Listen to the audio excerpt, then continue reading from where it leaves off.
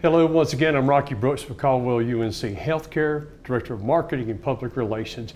October, of course, is Breast Cancer Awareness Month, and we're here today to talk to one of our experts at Caldwell UNC Health Care, Dr. Matthew Dyson. He's a radiologist. We're going to learn from his perspective some of the things that we have here, our tools to help those who are being diagnosed to get the best diagnosis possible. What makes that possible, and what do we have that can help you and enhance your chance of discovering what may be there, or if nothing is there whatsoever.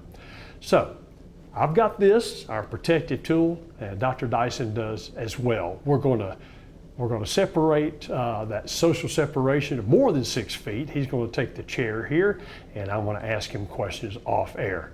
So we'd like to welcome Dr. Matthew Dyson, radiologist, Caldwell UNC Health Care.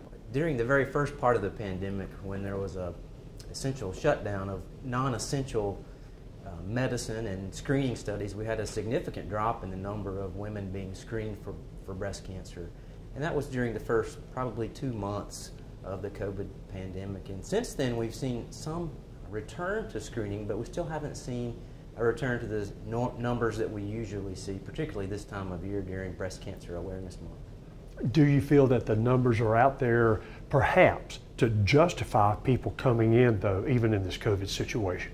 Yes, we'd like to see a return to our screening, normal screening volumes. In fact, the American College of Radiology has been publishing some reports on how radiology practices and hospitals can try to get back to that pre-COVID screening volumes that we had seen in the past, and do it safely so that women are going to be able to come to the clinics, have their mammograms without being at an increased risk for exposure to COVID. In the beginning, we should have stopped screening because we didn't really know what was going to happen or what we were going to face with COVID. And now that we've got more information, better data on how to protect ourselves and protect our patients in the clinical setting, what we'd like to do is return to that pre-COVID screening numbers in terms of screening per day or screening per month in such a way that women can be confident that they're being screened, but also in a way that's safe so they don't need to be concerned as much about contracting COVID in the clinics or in the mammography centers.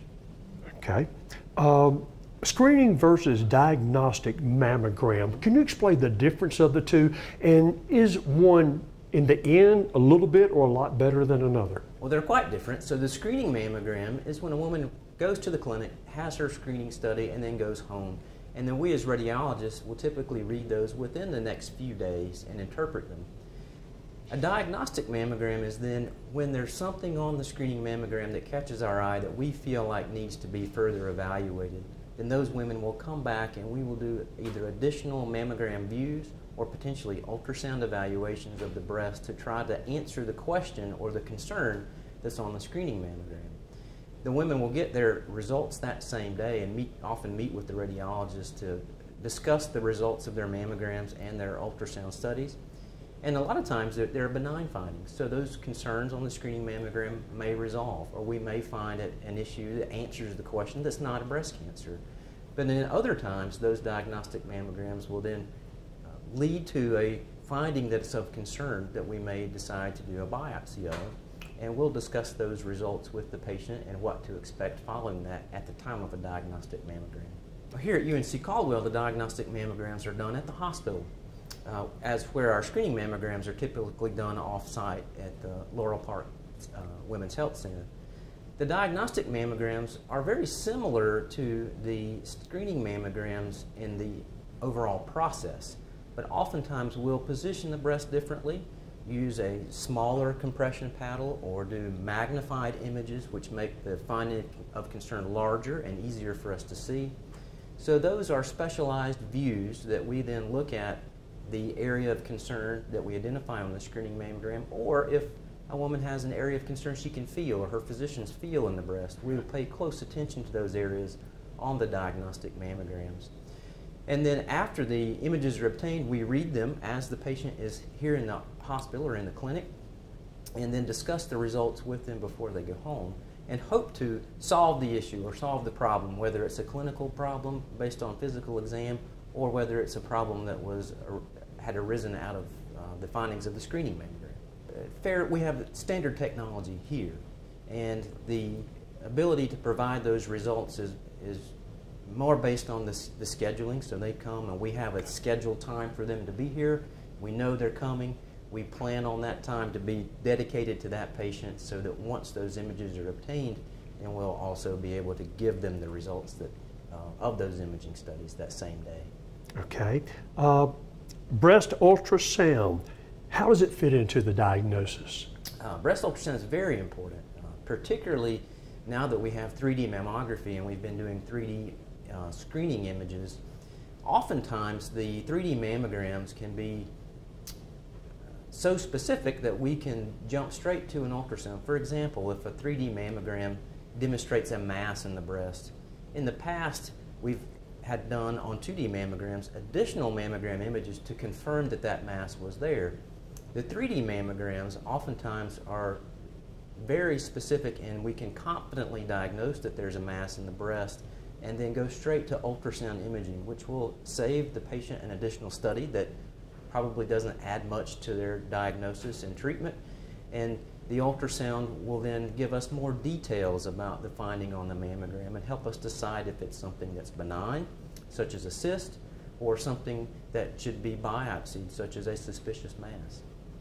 MRI is a very good tool for evaluating for breast cancer, but it's used in specific instances. So we screen women with MRI who have a high lifetime risk for breast cancer. So those are women who have genetic mutations or very strong family histories of breast cancer.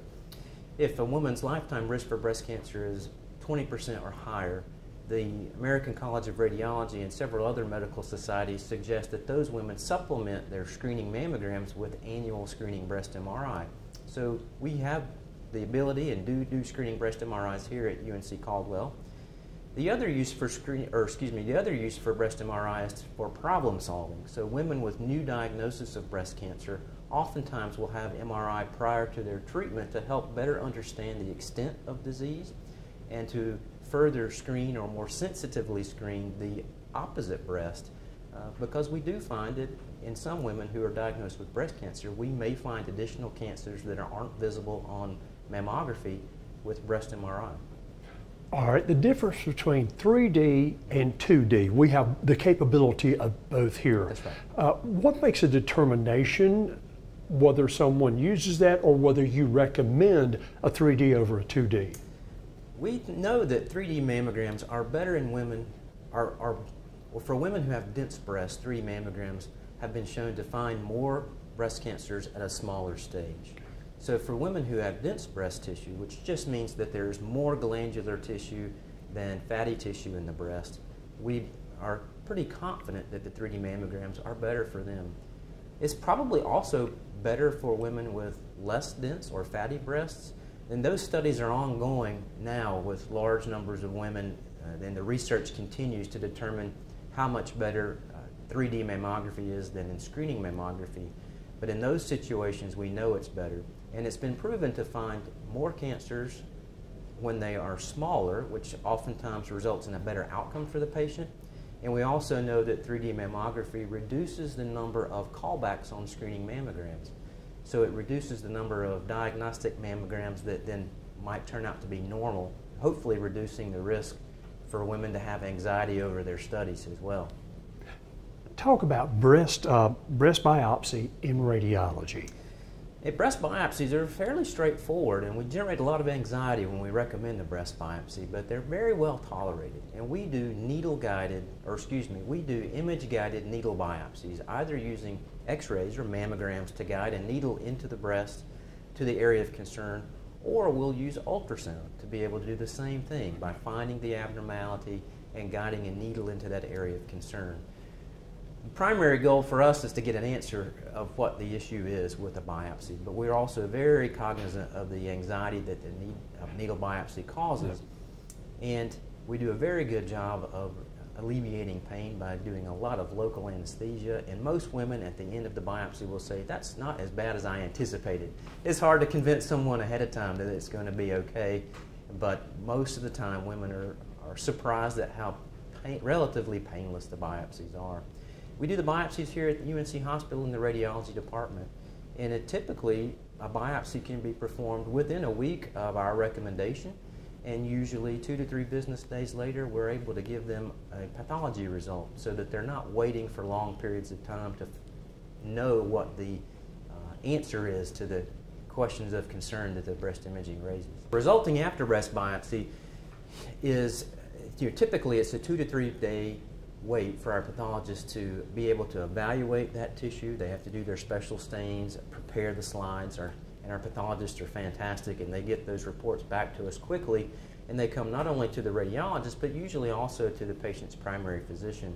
And then we contact the patient as soon as we have those results, discuss the results with them, let them know what we found and what the pathology identified, and then also what the next steps would be. Oftentimes, the results are benign, and our recommendations are usually for continued screening mammography.